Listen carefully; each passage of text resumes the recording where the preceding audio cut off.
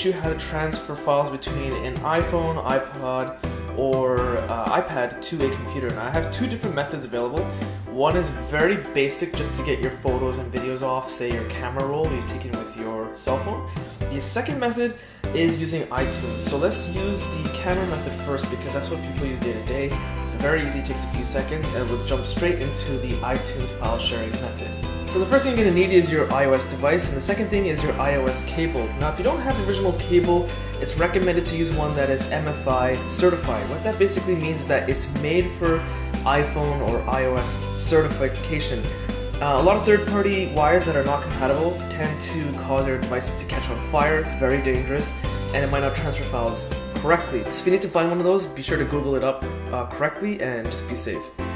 So, I'm going to connect the bottom lightning cable to your iOS device. So the second side is the USB port, which is going to go into USB port on your computer, just like that. Now, if it's the first time connecting your iOS device to your computer or you haven't done it in a while, you might get a prompt on your iOS device here asking you to trust the computer or don't allow it. You're going to have to hit trust. So in this example, I'm going to be using Windows 10. So as you can see, I have my Apple iPhone device connected. I'm going to double click it and open it. And here I see the total space being used up. And if I open that, I'm going to see DCIM, which is basically where all the camera footage and pictures is held. Open that again.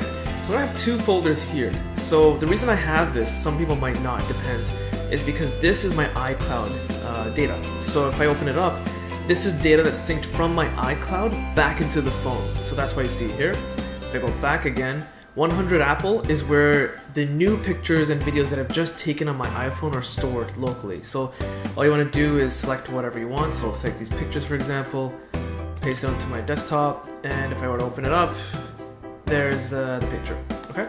Now that's the easy method to get your pictures and videos off of your iOS device. Now there is something called file sharing through iTunes. So what you basically do is, again, I'm on a Windows computer, so you can download iTunes application from the Windows Store.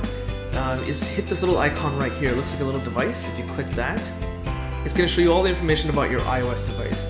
The IMEI number, the serial number, space, what version of iOS is on, iCloud, all that good stuff. So what you want to do is just transfer files. So here it says file sharing on the left. If I click that, and you're going to see a couple applications. Now the applications listed here are going to be different for you. You might have the same, you might have more, or you might have nothing. Only apps that are compatible with this file sharing feature will be listed here. So in this example, if I were to hit the Numbers app, which I have on the iPhone, it's going to scan all files that are available. So I have this sample budget, or simple budget rather. So I'm going to hit save, and it's basically telling me which folder do you want to put it in. So if I go to this PC and then desktop, I'm going to save it on my desktop. Select folder, it's going to sync, there it goes. So it's sitting right here. So let's say I want to add it back. Let's say I want to add a different file back into the Numbers application.